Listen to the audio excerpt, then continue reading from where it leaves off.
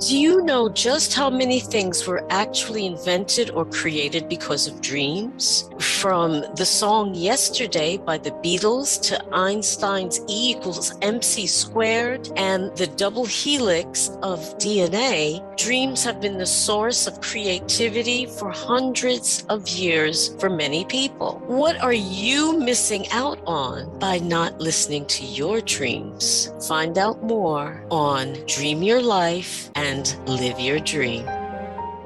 Hello and welcome, everyone. I'm Sheila Balgobin, the Dream Decipherer, and this is Dream Your Life, Live Your Dream. This evening, I have a special guest with me, a guest and colleague and friend, and her name is Pamela Cummins, and she is a fellow dream interpreter. So I'm going to let Pamela introduce herself and tell you a little bit about herself. And then we will talk about our subject for the evening, which will be bereavement or grief and dreams.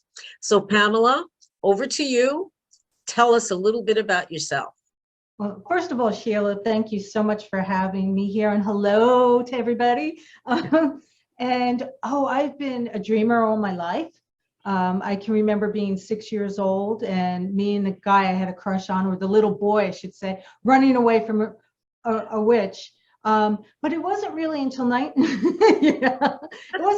until like 1989 when I started working on my personal and spiritual growth that I really started paying attention to my dreams, because I thought they were nonsense. And once I started interpreting my dreams, my life changed. I had a lot of precognitive dreams, which are dreams for the future, a lot of psychic and spiritual dreams, and that actually brought out my psychic abilities. So basically, I'm kind of like a jack of all trades. I do dream interpretation. I've done psychic readings.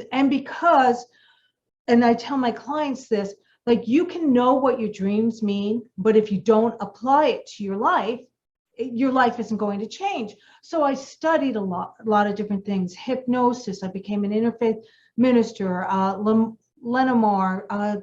Working on myself. Just so many things, because it's really important. So I call myself a spiritual growth intuitive or coach, and I'm also an author. So, sometimes I feel like I have a handyman or a handy woman's spiritual belt with all these different tools, but they all integrate into one.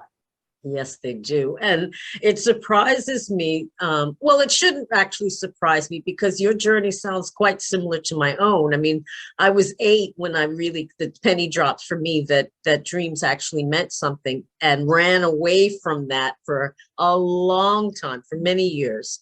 But it wasn't until more recent years, as in the last 10, 15 years, that I really started to understand that dreams had an importance, not just for other people, but for my own personal life. And like you, did a lot of studying. I became a psychotherapist. I was already a holistic therapist, and kind of combined all of that stuff, like that jack of all trades you were talking about, combined all of that into what I do today, which is to work with people and teach people how to work with their dreams. And in fact, I was thinking about, when you talked about research, is about how we actually met.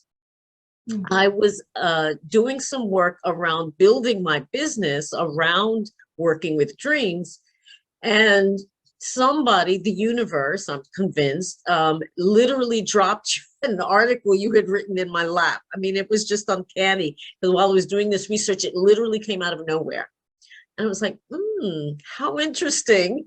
I've never met anybody that says that they interpret dreams. And that's how it began. I contacted you and we went on from there. So by happenstance, or as I think there's yes, or felicity as well. But yes, that a synchronicitous event that led us to each other. And I'm really glad about that. Yes. So having gotten that, the whys and wherefores of how we actually got on this journey, together and have joined the forces, as it were. Our subject this evening is going to be about bereavement or grief and dreams. Now, we maybe come at it from slightly different ways. I've encountered people during the periods of bereavement as a counselor, and dreams would constantly feature or regularly feature in that work that I would do with them. But I'm interested, how has that affected your life, your practice, as a dream interpreter? You know, it was funny because I kept on hearing this one quote I did, and hopefully I won't mess it up, before we were going to meet. And it's, there is no denial in the dream time, only subconscious and spiritual truth. Okay. So when it comes to grief, and as you know, there's many layers to grief. It's just not sadness. There's anger and denial and all that stuff. So when it comes to grief in our dreams, it's easier actually for them to grieve to come into our dreams than into our daily living. And that's why I find a lot of times my clients will be like, well, everything's okay, but why was I so angry? Why was I so sad? You know, I already went through, you know, I already grieved my mother's death, but why is she coming and why am I having all these dreams about her? It's because you need to look at the truth. Yeah. And to visit it. So honestly, to me, it makes sense that our dreams have a grief theme to it. Yeah, I mean, if you think of dreams in the broader sense, that they highlight or point out issues that we need to look at, whatever they may be. Grief is as much a part of that as anything else, whether you're worried about your job, worried about your kids, worried about work. It's just a part of life. And if there's some issue that needs to be worked on or looked at, whatever it may be, it will often turn up in our dreams. And I mean, we've talked in the past, had other conversations about the different types of dreams. And one of it's clearly been understood by psychotherapists and others who work with dreams that they have a compensatory nature, you know, in terms of our conscious mind and our unconscious mind. And that, so if we're not dealing with something, as you say, or looking at something while we're awake, it's going to come back at us while we're asleep and in the form of a dream or in some other form anyway. Could be other ways as well, but principally in dreams. I know that when I was doing bereavement counseling, as I said, that I remember one case in particular where this young woman, she was about to get married and literally like days or weeks away from getting married, and her fiance suddenly became ill and died within like 48 hours. It's crazy. And then, you know, on top of that, she had another bereavement with, you know, like a few weeks after that. So there was a lot going on for her, and she kept having dreams about her fiance, and which, you know, like you said, going through those grief stages that Kubler-Ross talks about. And she was angry. Oh my goodness, was she? I don't blame her. No, well, yeah, I mean, you know, it was like nobody could give her any answers. The doctors couldn't really give her any answers. I mean, he was a young, healthy man and suddenly was gone. So you can well imagine all kinds of feelings that were being generated by this. And, you know, on the one hand, you know, like you said, oh, I'm fine. I'm over this. I can handle this. It's all okay. I've got it under control. But her dreams were telling a totally different story. Completely different story, because she was pissed off with God. She was pissed off with the doctors. She was pissed off with everybody. So, you know, including herself.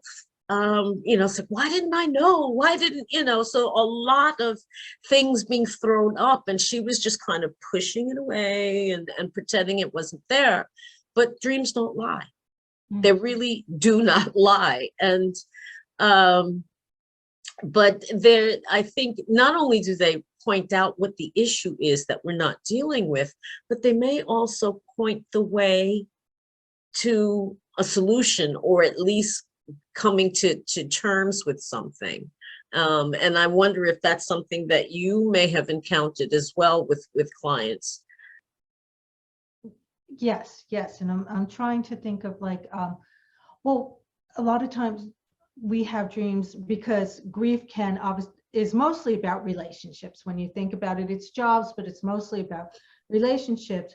Mm. And I had this one woman like freak out because she kept on having dreams about her ex, you know, cheating on her, but she was with a new man. And she's like, why am I having all these horrible dreams? And, you know, and in the dream, she'd get angry, she'd cry. And this came out into her waking life. And basically what it was is, one, she hadn't completely forgiven herself for being in that situation with the man, because we always know, you know, even At when some level, yeah. at some level, we know something's going on, men and women, you know. So she didn't pay attention to intuition. She saw the signs with him, and she hadn't completely forgiven herself or him. And here she is in this relationship, and it wasn't that much, you know, she kind of did a rebound. Okay, but this was a good man, you know, so she's kind of like, well, what is wrong with me? So we had to look at all that stuff in order for her to let go, to enjoy the relationship she had right now. Mm-hmm. So, Yes, I mean, it makes me think that that a bit of a projection that or this fear even that, exactly. you know, that the same thing was going to happen. Like I married the same guy with a different face, you Right. know, kind of thing. That, and I think that in such cases where people are focusing so much on what could go wrong, they actually kind of, the universe kind of brings it to them. It's like realizing their worst fears. Either But that or they dream about it so they don't have to go into it. It's kind of like, it makes me think of a relapse dream. Okay, when somebody is sober or off of drugs, or even like hair, like, you know, being gray. I know women and myself who had dreams about dyeing it again. And that's also like, that brings up all kinds of feelings and grief, you know, yeah, like, oh, why did I do this? But I can't think, it's kind of like the universe saying, hey, we kind of feel like you might relapse. So let's do it in your dreams so you don't do it in real life. And I'm making yeah. sense, right? And it happens like with cheating and other things. Hmm. I mean, and there is something to that. I think that, like I said at the beginning of this conversation, is that our unconscious mind acts as a counterweight or counterbalance, compensating for whatever's going on in our waking lives. So, you know, I always use the analogy of that, you know, that, remember that, from showing my age now, the church lady from Saturday Night Live shows, and, you know, who was always pointing her finger at everybody and how loose and immoral they were. And I said, yeah, but in her dream, she was having group sex. So and that's what I mean about the compensatory. As the more out of whack we are in our waking lives, the more out of whack and outrageous our dreams are as a counterweight. Right. So I'm sorry to interrupt, but there's a saying with like the church lady, there's a saying that if you spot it, you got it. Meaning if you're seeing it in somebody else, you got it yourself. yeah, or as I like to say, if you're pointing a finger at somebody, three are pointing back at Right, exactly. you. But yeah, I mean, there is something, even people, what I think people don't realize though, is that grief isn't just around a literal death of Right. someone, you know, a loved one, whether that be your cat or dog, or, you know, your favorite aunt or your parents or whoever it is. That grief is just about loss. Whatever that loss may be. It could be loss of a home, loss of a job, yes, loss of a close relationship, but loss is loss is loss. And I think that's something that people don't always recognize, that, you know, we grieve over many things, large and small. It could be for a 5-year-old that, they didn't get to go to the circus. Right. That's a So, big loss for a 5-year-old. yeah, I mean, that's a huge thing. And so people have a tendency to think that, that grief is a nice little, neat little thing you put in a box, and, a couple of weeks go by and you're supposed to get over it and just move on with your life. And it's like, no, that isn't true. I know for me personally, I became a widow a year ago, and I still miss my husband. My parents have been gone for many years. I still miss my parents. I mean, so that grieving doesn't totally go away, but it diminishes the pain of it, or the presence of it diminishes with time. And I think that people tend to have a tendency to think of it in linear terms, like, starts here and ends here. Yeah. Doesn't work that way. If anything, it's like a spiral, and it can, go up and down in that spiral from, depending on where you are. I mean, and sometimes unrelated things can actually kick off that grief, spiraling into that grief. It could be something, your car breaks down. I mean, and it seems totally unrelated, but that feeling of feeling aggrieved about something can actually provoke these other feelings that come up.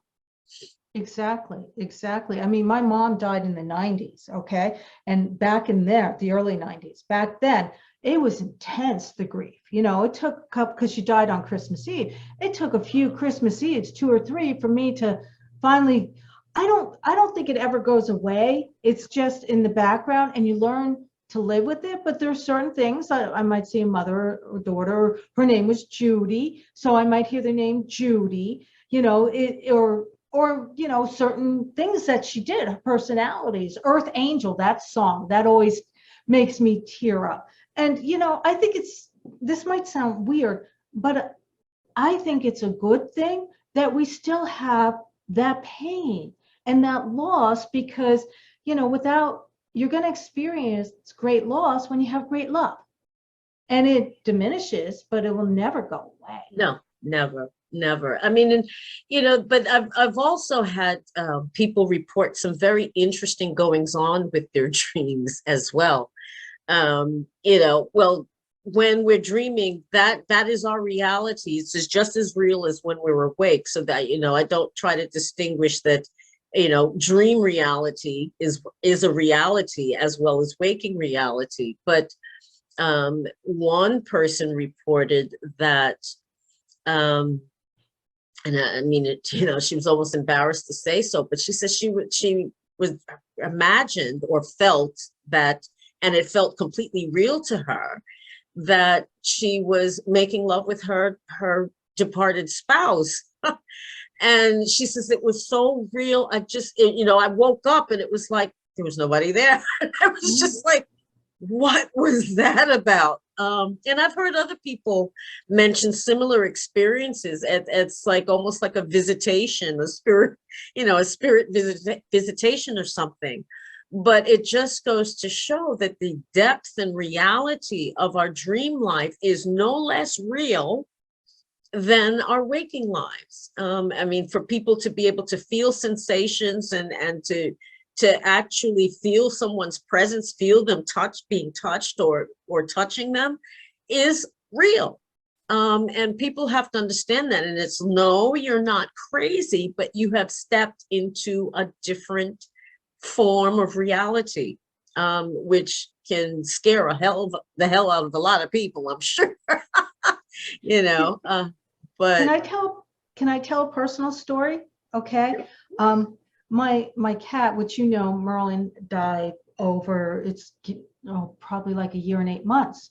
And I had this one dream where I was in my office now, and he walked in, and I was like, Merlin, I'm so happy to see you. And somehow he communicated to me, I'm not here to see you, I'm here to see Rhiannon, my black cat. And I was like a little, right? Boy, that must have did a lot for your ego. Yeah, I was like, oh, okay. But what was really funny because as you know, I've gotten a kitten, Tiger, and Rhiannon and Tiger are having problems getting along. So I went with an animal communicator because I'm too enmeshed in the situation. And the animal communicator told me that Rhiannon and my cat Merlin and even my cat Midnight are coming in, and they're having like these little teachings with Rhiannon and with Tiger, right? And so here they are, they're having like Mediators. kitty powwows, right? In spirituality. And it just confirmed my dream, because yes, I'm feeling the loss of Merlin. I'm feeling upset because he dished me in my dream, but it turned out to be real. And I just thought that was really interesting. Well, yeah, I mean, I like to think of that, animals have their own strengths and skills that we don't recognize it very much. But I'd like to think of them as acting as like, these mediators among your cats and trying to like, look, guys, sit down, let's discuss this. There's no need for all of this spinning and carrying on going on. Right, exactly. Like, chill out. But I mean, and that's such a beautiful way of looking at our dreams as being a way of being mediators, in a sense, for what is not quite right in our lives, and or needs to be adjusted in some way or worked with in some way. So the next time Merlin, pops in, tell him thank you, because he's teaching people, you see, even from the other side. But I think that we're talking about a very deep subject, and trying to lighten things a bit by bringing a bit of humor into it. But I think that people need to understand that grief is a process, that it never fully goes away, but the initial pain and shock, dissipates with time. Like they say, time is a great healer, and to a large extent that's true. It doesn't heal it completely, but it heals it enough that you can start to go on and keep functioning in as normal a way as possible. But what I think what the salient point of all of this is that listening to your dreams is a way of looking at what is really going on with you. What are you really feeling? Because people have a tendency to be talking heads, as they say. We're online all the time, just like we are now. So we function from here up, the neck up, and quite forget about our bodies, and forget to ground ourselves and to really feel our feelings, because we're up here all the time. And dreams have a way of bringing us, but literally bringing us back down to earth. And it's like, listen, you can push these feelings out there into the ether all you want, but they're here, and you need to deal with them. Feel where that is in your body. I mean, I know when I did drug and alcohol counseling, my clients didn't dream. And if you think about it, that makes perfect sense, because why people drink and take drugs to repress memories, to forget. Right. So and to deny feelings. Exactly. And then not only that, but because of the alcohol and drugs, they're sleeping at such a deep level, almost a level of unconsciousness, that they don't pass through the normal sleep stages, and therefore they bypass the dream stage completely.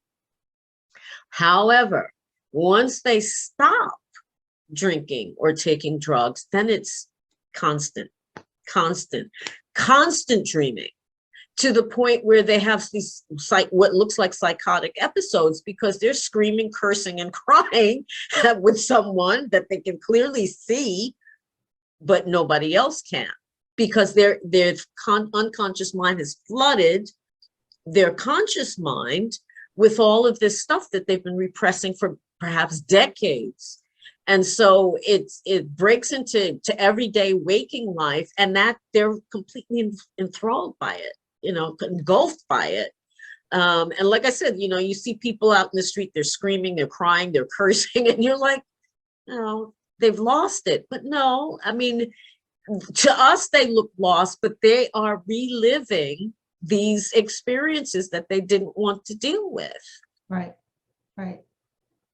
And our dreams are, signposts that you need to deal with this, because I want to tell people that grief is normal.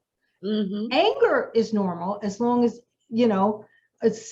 sadness is normal, crying is normal, jealousy, all our feelings are normal. It's just what we do with them. Obviously, if you're angry and you're jealous, you don't go and kill people. Okay, that's that's a bit extreme. Okay, but because, and that's really why I believe murder happens, because people haven't dealt with their stuff.